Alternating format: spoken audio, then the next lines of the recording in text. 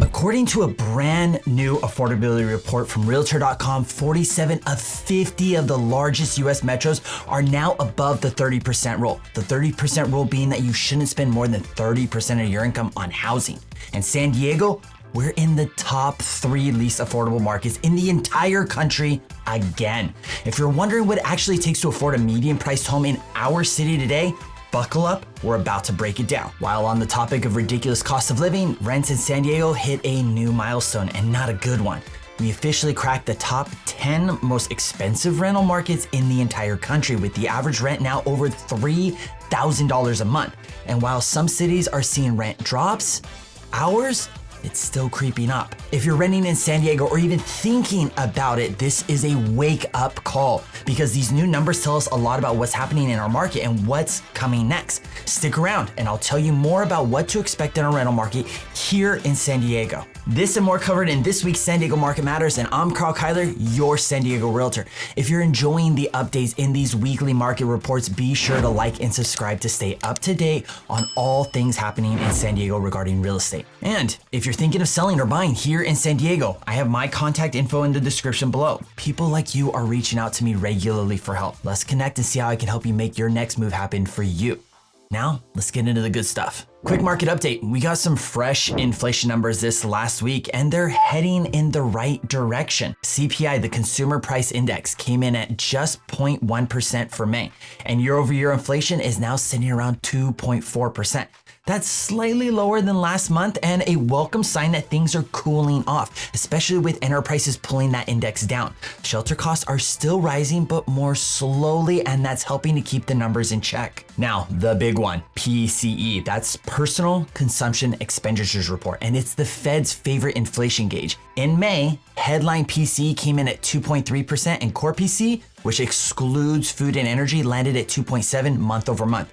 We only saw a 0.1% to 0.2% bump. So again, we're trending in the right direction. So what's the Fed doing with this info? For now, nothing. They held rates steady at 4.25 to 4.5% in the last meeting. And while some Fed officials are teasing a potential rate cut in July, most economists are still betting we won't see movement until September. The wild card, tariffs. We're still waiting to see if all these new trade policies end up putting upward pressure on inflation again. The Fed's being cautious. They don't want to cut too early and then have to walk it back.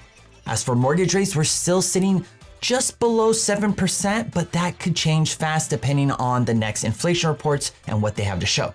Bottom line, inflation is cooling, but we're not out of the woods yet. The Fed's still in a wait and see mode, and so are the markets. Now let's cover the recent report that has San Diego shattering a major rule. That rule being that your housing costs shouldn't exceed 30% of your income, and what this means exactly for you. All right, so nationally, the affordability landscape is looking rough, like sweat while you scroll through Zillow rough. Realtor.com looked at income versus housing costs in the 50 largest metros and found that only 3 are still affordable. Only 3 under the classic 30% rule. Pittsburgh, Detroit, and St. Louis. Midwest wins again. If you're a remote worker, you don't mind the cold winters and you want to stash a lot of cash, moving to one of these cities could be a good long-term financial move. As for all the other major metros, buyers need to spend more than 30% of their pre-tax income just to make the monthly payments, and that's assuming 6.82% mortgage rates, 20% down, and normal property taxes and insurance. And spoiler, most people don't have all of that lined up. Now, let's talk extremes. In cities like LA, San Jose, New York, and yes, San Diego, the 30% rule isn't just broken, it's shattered. Here's the reality check for San Diego. Median home price, $995,000. Median household income, $103,000. Annual cost to own, that means mortgage, tax, and insurance, $79,513. That means the median San Diegan would need to spend 77% of their income on housing if they bought the average home.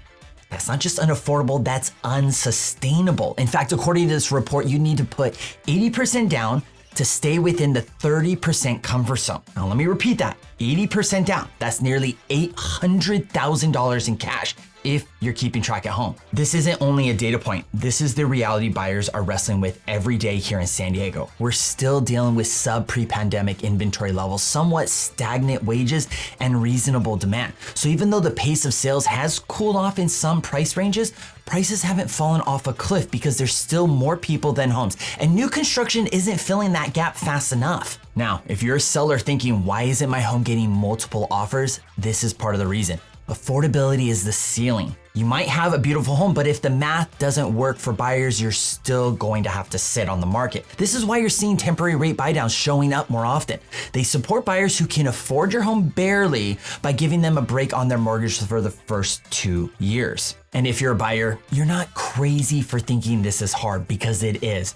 The bar has been raised again, and until either prices drop significantly, mortgage rates ease, or incomes shoot up, the math won't magically fix itself.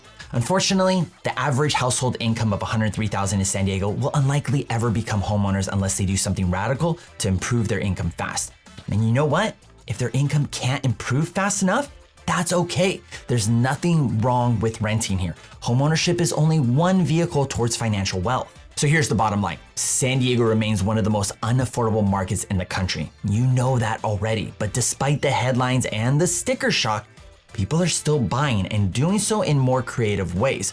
Whether it's co-buying, getting family help, or making a strategic location compromise, buyers are adjusting, not disappearing. So for those of you that think affordability will crash the market, it's hard to imagine that San Diego prices would come down 50% or more to become affordable for the majority. San Diego has a ton of history in appreciation, demand, and high quality of life. If prices came down, it would only attract more investors to come in and buy up properties to rent out, only further screwing over anyone that already lives here that wants to become a homeowner. If you think there's a realistic solution to this issue, share it in the comments below. If you're interested in my thoughts, I think the only way out of this issue is to keep rates up and somehow incentivize builders to build in San Diego. High rates will suppress buyer demand, and new housing should influence pricing to hold while wages improve or bring pricing down some. Now, moving on, let's cover San Diego and how it made the top 10 list for highest rental markets. According to a new smart asset report that analyzed Zillow data, San Diego renters are now paying an average of $3,025 a month. That's 2.72% increase from last year and a 37% increase over the last 5 years. Now, let me say that again. We jumped more than $800 a month in rent since 2020. That's not a flex. That's a financial gut punch for anyone trying to live here without buying. And we're not alone. California cities dominated the top 10 for the most expensive rents. San Francisco, Irvine, San Jose, Chula Vista, and yes, us here in San Diego, which means it's not a San Diego thing, it's a California thing. But that doesn't make it any easier for people living paycheck to paycheck to stay here. Now, some folks might say, well, hey, at least rent is only up a few percent this year. Could be worse. And yes, technically we're not the top 15 rising fastest rents year over year. That crown goes to places like Newark, Cleveland, and Columbia, South Carolina. But that's kind of like saying, well, my rent didn't go up as fast as theirs, but it was already double. Perspective matters, especially when your baseline rent starts above $3,000 a month. So let's bring this home here. In San Diego, a $3,025 rent means you're paying over $36,000 a year after tax just for shelter. And based on our local median income of about $103,000, that's nearly 35% of your gross income gone before utilities, gas, food, or anything fun, which means we're not just unaffordable to buy in, we're unaffordable to rent in as well. And here's what's wild. Even as buying a home becomes harder, renting isn't really the cheaper alternative anymore. If you're renting a place that costs you $3,000 a month and you stay put for, let's say, 3 to 5 years, you would have just spent over $100,000 with nothing to show for it but your landlord's mortgage getting paid off. So what's a renter supposed to do? If you're renting right now and you feel stuck, I get it. This market is tough and the math is broken for a lot of people, and not everyone has a means or a desire to buy right now. But what can you do to get strategic?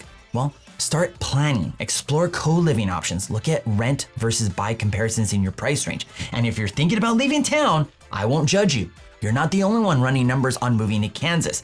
And I'm in that boat as well, or more appropriately, bandwagon, since we're not exactly crossing water to get to Kansas from here. And for the rest of us staying put, don't ignore this trend. Rising rents in San Diego are another signal that our housing supply problem isn't getting better, and that affordability challenges aren't going away anytime soon. Now is the time to be extremely mindful of your financial future. How are you investing, even if it's just a little bit?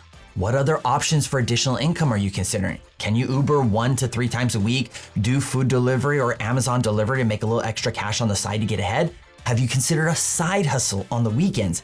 If unaffordability isn't likely going away, what are you doing to get ahead of it? And an even bigger question for you, if you're going to respond to this video that the ridiculous unaffordability rates is going to crash the market, and that's how the reset will happen, what happens to jobs when the market resets? They vanish. So prices coming down doesn't help someone who doesn't have a job or loses their job only to find another one with a lower wage. And another thing to consider, historically, rents either hold or they slightly go up when the market shifts downward. Why? Because when less people can buy, they turn from home buyers to competing renters. Check out this graph from the US Census Bureau put together by iProperty Management. Rents have only gone up with one slight exception in 2020. And look at this table of the average annual change in rent all the way back to 2000. And this is through the world financial crisis sparked in 2008. There is only positive growth. Thus, another reason why real estate makes such a phenomenal long-term investment. It's because of this. Rents only go up while your mortgage stays the same. Long-term real estate investing always wins. And that's a wrap for this week's San Diego Market Matters. I'm on a path to get my first 500 subscribers soon. If you haven't subscribed yet and you got value out of this video, here's your opportunity to subscribe if I won you over. If not, give me another chance. Hopefully I'll catch your interest with one of my other videos that should have popped up in one of these corners by now. As always, I'm Karl Kyler, your San Diego Realtor. I'll see you in the next video.